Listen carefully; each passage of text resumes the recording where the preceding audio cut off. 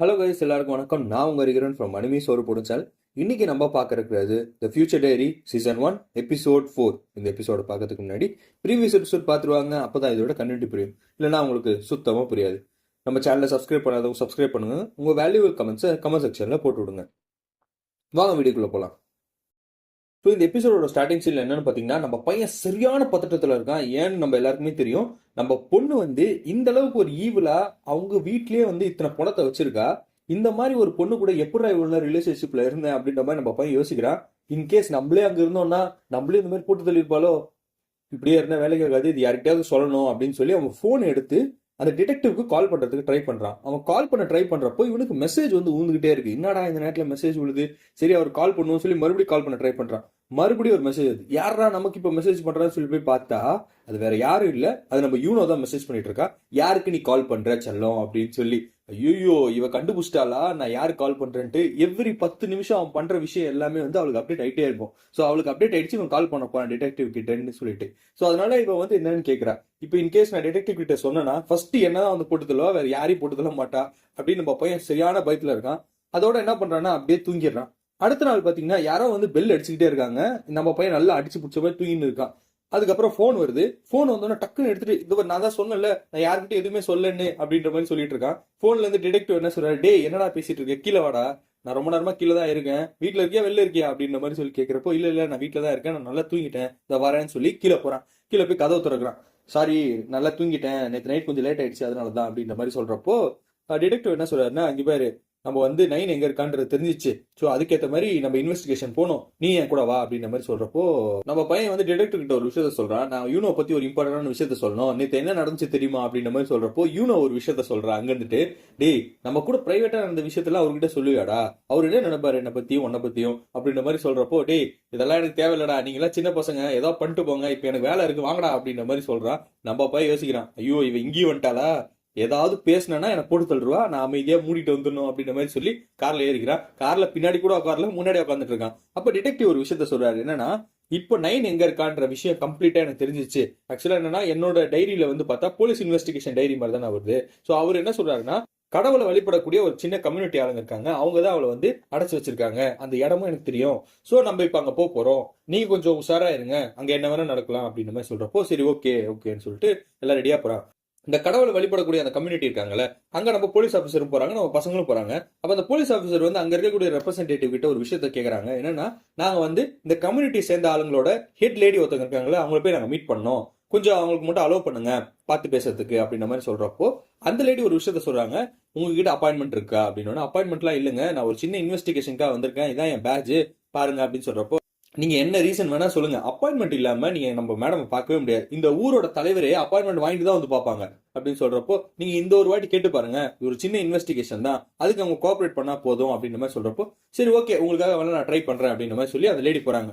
இப்ப என்ன ஆகுதுன்னா, நம்ம பையன் யோசிச்சுட்டே இருக்கான், நம்ம வாழ்க்கை இப்படியே போயிடுமா, என்ன நடக்குதுன்னே புரிய மாட்டேங்குது, நல்ல பொண்ணு இவதான் நம்ம லைஃப்ல லைஃபை சேஞ்ச் பண்ண போறான்னு நினைச்சா அதுவே சரியான சைக்கோ பார்த்தா இருக்கு, என்னடா பண்றதுன்னு சொல்லி தவளை கிட்ட பார்த்து பேசிட்டு தவளை அப்படியே தூக்கி போடுறான். நீ எதுக்கு இங்க இருக்க, தண்ணியிலையாவது போன்னு சொல்லி தூக்கி போடுறப்போ அந்த தவளை தண்ணியில அப்படியே தட்டி தட்டி தட்டி தட்டி அப்படியே தண்ணியில உள்ள போறப்போ ஒரு அப்படியே பெரிய மீன் அப்படியே அதை கவிட்டு போயிடுது. ஐயோ அப்படின்ற மாதிரி நம்ம பையன் பயப்படுறான். உடனே போலீஸ்காரன், டே அதெல்லாம் விளையாடிட்டு இருக்காதீங்கடா வாங்கடா அப்படின்ற மாதிரி சொல்றப்போ அந்த ரெப்ரஸன்டேட்டிவ் இருக்காங்கல்ல, அவங்க ஒரு விஷயத்த சொல்றாங்க, அப்பாயின்மெண்ட்டே இல்லனா கூட பரவாயில்ல, உங்க 3 பேரையும் மீட் பண்றேன்னு சொல்லியிருக்காங்க அப்படின்ற மாதிரி சொல்றவும், சரி ஓகேன்னு சொல்லி எல்லாருமே அந்த காஸ்டியூம்ல போறாங்க. அதாவது அவங்க கடவுளை ரெப்ரசென்ட் பண்ற ஆளுங்கல்ல, சோ அவங்களுக்கு ஏத்த மாதிரி அந்த காஸ்டியூம்ல போறாங்க இவங்க எல்லாருமே. இவங்களுக்கு ஆக்சுவலி இந்த கடவுளை ரெப்ரசென்ட் பண்ற லேடி இருக்காங்கல்ல, அவங்களுக்கு இந்த எல்லா விஷயமும் தெரியும், இவங்க யாரு, இவங்க ஒருத்தரோட ஐடென்டிட்டி என்னன்ற அளவுக்கு எல்லாமே தெரியும். அவங்களுக்கு அந்த ஃபோர்காஸ்டிங் மைண்ட் இருக்கு. பிளஸ் அவங்க ஒருத்தங்களை பார்த்து பயங்கரமா பயப்படுறாங்க. அது யாருன்னா நம்ம யூனோவை பார்த்து தான். யூனோ இங்க இருக்கவே கூடாது, அவர் சரியான மோசமானவ அப்படின்ற அளவுக்கு அவங்க ஒரு கான்சியஸ்னஸ் இருக்காங்க. இவங்க எல்லாருமே அப்படியே உள்ள வராங்க. உள்ள பாக்குறப்போ இந்த right hand side left hand side ஒரு செட் ஆஃப் பீப்புள் உட்காந்துருக்காங்க. அந்த லேடி பாத்தீங்கன்னா அவங்களுக்கு முன்னாடி ஒரு பெரிய கேட்டு மாதிரி வச்சு அப்படியே மூடி உட்காந்துட்டு இருக்காங்க. சோ இவங்க எல்லாருமே வெல்கம் பண்றாங்க, வாங்க உட்காருங்க அப்படின்ற மாதிரி சொல்றப்போ அவங்க எல்லாருமே உட்காந்து பாத்துட்டு இருக்காங்க. இந்த கம்யூனிட்டி ஹெட் லேடி இருக்காங்கல்ல, அவங்க ஒரு விஷயத்த சொல்றாங்க இவங்க கிட்ட. என்னன்னா, இவங்களை பார்க்க வர்றது மினிமம் டு மினிமம் ஒரு நாளைக்கு 100-200 பேர் இவங்களை விசிட் பண்ண வருவாங்களாம். சோ அதை எல்லாத்தையுமே இவங்களால சரியா பார்க்க முடியாதனால அவங்க கண்ணுல கொஞ்சம் பிரச்சனை இருக்கு. அதனால ஒருத்தரோட நேமும் அவங்களோட விலாசம் அவங்களோட டேட்டா எல்லாத்தையுமே அவங்க ஒரு ஸ்க்ரோல்ல எழுதிக்கிட்டே வருவாங்க. கொஞ்ச நாளைக்கு முன்னாடி என்ன ஆச்சுன்னா அவங்களோட ஸ்க்ரோல்ல வந்து ஒரு விசித்திரமான விஷயங்கள்லாம் நடக்க ஆரம்பிக்குது. என்னன்னா அவங்க வரத்துக்கு முன்னாடியே அவங்களோட என்ட்ரி எல்லாமே இதுல வந்துட்டு இருக்கு. இது என்னோட டைரி, நான் உங்களோட ரெப்ரசன்டேட்டிவ் நம்பர் 6 அப்படின்னு சொல்றாங்க. சொன்னோட இவங்களுக்கு எல்லாம் சரியான பயம். ஐயோ 6ஆ, நான் வேற ஆள் பழம் வேற எடுத்துட்டு வரலையே, இப்ப இவன் என்ன பண்ணுவான்னு தெரியலையே அப்படின்ற மாதிரி டிடெக்டிவ் பயப்படுறாரு. நம்ம பையன் அதுக்கு மேல ஐயோ என்ன எதுவும் பண்றாதுன்னு சொல்லி குடிச்சுக்கிறான். உடனே 6 வந்து பாத்தீங்கன்னா பயங்கரமா சிரிக்கிறா. அவன் என்ன சொல்றான்னா, ஒரு ரெப்யூட்டேஷன் எவ்வளவு இருக்குடா, 2 வாட்டி சாவுல தப்பிச்சு வந்திருக்கு, ஆனா நீ இப்படி பண்றதெல்லாம் பார்க்கப்போ ரொம்ப சிரிப்பா இருக்கு அப்படின்ற மாதிரி சொல்றா. அவ ஒரு விஷயத்த சொல்றா, என்னன்னா 9 என்கிட்ட தான் இருக்கா பேஸ்மெண்ட்ல, அவளை நீங்க எடுத்துட்டு போய்க்கோங்க அப்படின்ற மாதிரி சொல்றப்போ டிடெக்டிவ் இது ஒத்துக்கல. என்ன இவ்வளவு ஈஸியா கொடுப்பாங்களா யாராவது அப்படின்ற மாதிரி சொல்றப்போ அவ வந்து அவளோட ஸ்க்ரோல் எடுத்து காட்டுறா. அதுல அவளுக்கு டெட் எண்ட்னு சொல்லி வந்திருக்கு. அதாவது அவ சாவுக்கு டேட் குறிச்சிட்டாங்கன்னு அர்த்தம். சோ அவ என்ன எதிர்பார்க்கறானா, நான் உங்களுக்கு அந்த பொண்ணை தந்துடுறேன் 9, நீங்க என்ன பண்ணணும்னா யூகி எனக்கு தரணும், அவன் என்ன ப்ரொடெக்ட் பண்ணும். ஆல்ரெடி 2 வாட்டி சாவுல இருந்து அவன் தப்பிச்சிட்டான். சோ அதனால இந்த வாட்டி அவன் என் கூட இருந்தானா அவனும் சாவுல இருந்து தப்பிச்சிருவான், என்னையும் சாவுல இருந்து காப்பாத்திடுவான் அப்படின்ற மாதிரி சொல்றப்போ உடனே டிடெக்டிவ் யோசிக்கிறாரு.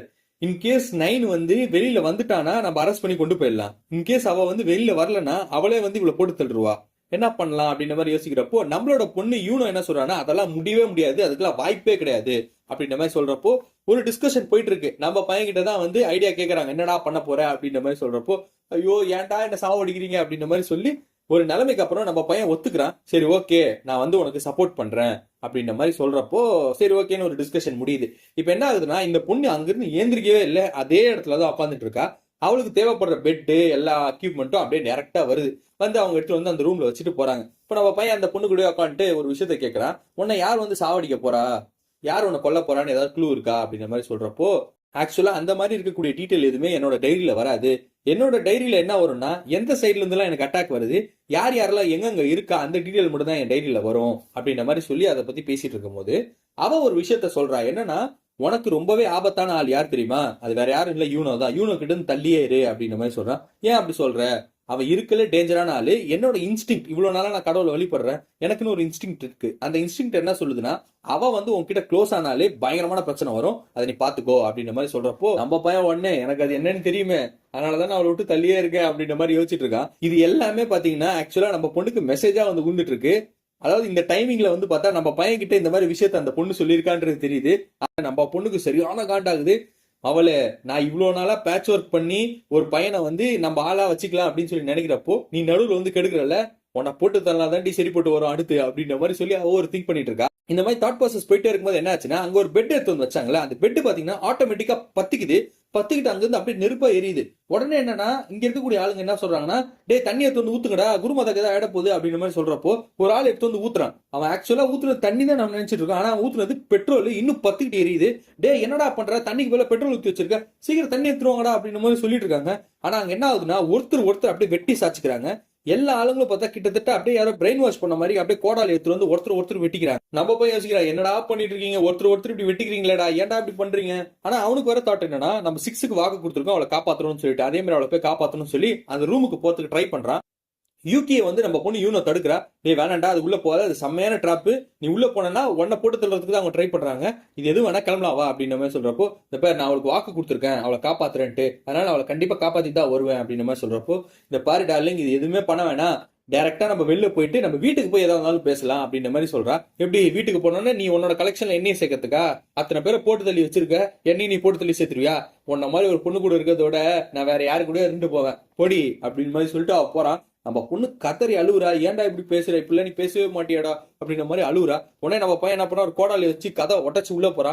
உனக்கு எதுவும் ஆகலையே அப்படின்ற மாதிரி சொல்லி 6 கிட்ட பேச போறப்போ ஆட்டோமேட்டிக்கா ஃபயர் எக்ஸ்டிங்விஷர் மாதிரி ஒன்று இருக்கும் பாத்தீங்களா, தண்ணி அப்படியே ஆட்டோமேட்டிக்கா ஸ்ப்ரே ஆகும். அந்த மாதிரி ஸ்ப்ரே ஆகி இருக்கிற எல்லா ஃபயரும் அப்படியே நிக்குது. இங்க இருக்கிற ஆளுங்கெல்லாம் ஒருத்தர் அடிச்சு வெட்டிட்டு இருக்கானுங்களா, இது எல்லாத்தையுமே வந்து பாத்தீங்கன்னா 6 பாத்துட்டு இருக்கா. அவ என்ன சொல்றான்னா, ஏன் இப்படி பண்ணிட்டு இருக்கீங்க, உங்களுக்கு எல்லாம் அறிவு இல்லையா அப்படின்ற மாதிரி சொல்றப்போ எல்லாரோட கான்சியஸும் ஸ்டெடியா வருது. யாரோ ஒருத்தவங்க அவங்களை ஹிப்னோடைஸ் பண்ணிருக்காங்க. அந்த விஷயத்தினாலதான் ஒருத்தர் வந்து வெட்டிக்கிறாங்க. இந்த இன்சிடென்ட் எல்லாமே நடந்துட்டு இருக்குன்றத 2 பேரும் ஒருத்தருக்கு டிஸ்கஸ் பண்ணிட்டு இருக்காங்க. இப்ப என்னன்னா, யூனோட பிரெயின் பாத்தீங்கன்னா கிட்டத்தட்ட ஈவலா மாறிட்டே வருது. என்ன நினைச்சிட்டு இருக்கானா, இவ்வளவு நாளா நம்ம பையன் இந்த மாதிரி எந்த விஷயமே பேசல, நல்லா தான் பேசிக்கிட்டு இருந்தான். ஆனா இப்ப கொஞ்ச நேரம் இந்த பொண்ணு கூட பேசணும்னு அவனோட தாட் ப்ராசஸும் சரி, அவன் பேசுறதும் சரி கம்ப்ளீட்டா மாறிடுச்சு. இதுக்கு மேல 6 விட்டு வைக்க கூடாது, அவ தலையை 2ஆ போட்டுற வேண்டியதான் அப்படின்னு சொல்லி அந்த கோடாலி எடுத்துட்டு அவ அங்கிருந்து நவுறா. இப்ப என்ன ஆகுதுன்னு பாத்தீங்கன்னா, நம்ம எல்லாருக்குமே தெரிஞ்ச விஷயம் தான், நம்ம 9 வந்து அடைச்சு வச்சிருக்காங்க பேஸ்மெண்ட்ல. அது யாருன்னா 6ஆல.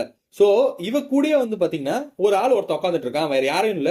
இவளுக்கு வந்து மாத்திரை எல்லாம் கொடுத்து இவளை ட்ரக் அடிக்ட் பண்ணி ஒரு ஆள் உட்கார வச்சிருந்தா பாத்தீங்கன்னா, டார்ச்சர் பண்ணானே. சோ அந்த பயப்புல இந்த பொண்ணு கூட உட்காந்துட்டு இருக்கான், கிட்டத்தட்ட அவளை நியூடா உட்கார வச்சிருக்கான். அவன் என்ன சொல்றானா, இந்த பேர் உன் கண்ணு பார்க்க எவ்வளவு அழகா இருக்கு, இப்ப நான் மட்டும் உன் கண்ணை புடுங்கலனா இது இன்ஃபெக்ஷன்ல நீ செத்து போயிருப்ப, நான் உனக்கு ஹெல்ப் தானே பண்ணிருக்கேன் அப்படின்ற மாதிரி சொல்லி அவகிட்ட பேசிட்டு இருக்கான். அவன் என்ன யோசிக்கிறானா, நான் மட்டும் ஒன் யாருன்னு சொல்லனா நீ என்ன உயிரோடய விட்டுருக்க மாட்டேன், ஆனா நீ சொல்றியா இந்த மாதிரிலாம் அப்படின்ற மாதிரி அவ தாட் ப்ராசஸ் போயிட்டு இருக்கு. இந்த சைக்கோபாத் இருக்கால ஒரு விஷயத்த இந்த பொண்ணு கிட்ட சொல்றான். என்னன்னா, இந்த உலகத்தை ஆள்றதுக்கு வெறும் டைரியை மட்டும் வச்சு நீங்க ஆள முடியாது இந்த உலகத்தை. இப்ப பாத்தனா உங்ககிட்ட இருக்க டைரி என்ன, எஸ்கேப் டைரி. இந்த எஸ்கேப் டைரி வச்சு நீ எல்லாத்தையும் எஸ்கேப் ஆகலாம் நீ நினைக்கிற, அதான் இல்ல. ஆனா இப்ப நம்ம கிட்ட இருக்கிற 6 இருக்கால, அவளோட டைரி இருந்து பார்த்தா வாய்ட் டைரி. நீ என்னதான் எஸ்கேப் பண்ணாலும் அதை உனக்கு வாய்ட் பண்றதா அவளோட பவர். சோ அதனால ஒருத்தருக்கு ஒருத்தர் வந்து கான்ட்ரவர்ஷியலா கொடுத்துட்டு தான் இருக்காங்க பவர். அதனால உங்களால இந்த உலகத்தை ஆளவே முடியாது.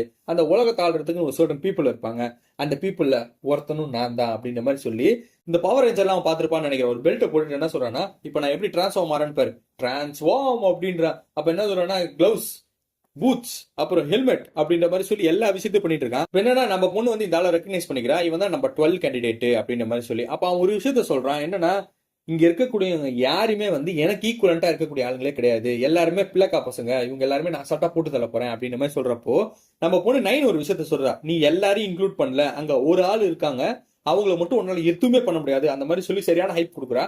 அங்க என்ன இன்சிடென்ட் நடக்குதுன்னு பாத்தீங்கன்னா, அவரோட பையனும் அப்புறம் 6 வந்து டிஸ்கஷன் பண்ணிட்டு இருக்காங்க. அவங்க டைரி ஓபன் பண்ணி அதுல வந்து என்ன நடக்குது அப்படின்ற மாதிரி சொல்லி பாக்குறாங்க. அப்படி பாக்குறப்போ சுத்தி இருக்கக்கூடிய எல்லா ஏரியாலையும் பாத்தீங்கன்னா யாரோ ஒருத்தவங்க வந்து உங்களை அட்டாக் பண்ற மாதிரி சஸ்பிஷியஸான ஆளுங்க வந்துட்டு இருக்காங்க அப்படின்ற மாதிரி அவங்க டைரியில வந்துகிட்டே இருக்கு.